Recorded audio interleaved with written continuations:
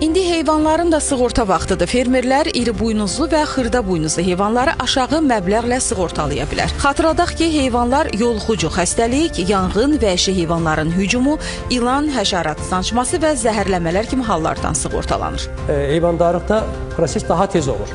Çünki burada digər qurumlara sorğu verməyə ehtiyac qalmır, məhsul yığımının gözləmək vaxtı qalmır. Məsələn, bitkiçilikdə taxıl sahəsində baş vermiş, aprel ayında baş vermiş hadisə baş veribsə, biz onu məhsul yığımından sonra tənzimləyirik, ödənişi onda alır. Yəni 2-3 aydan sonra. Amma heyvandarlıqda belə yoxdur.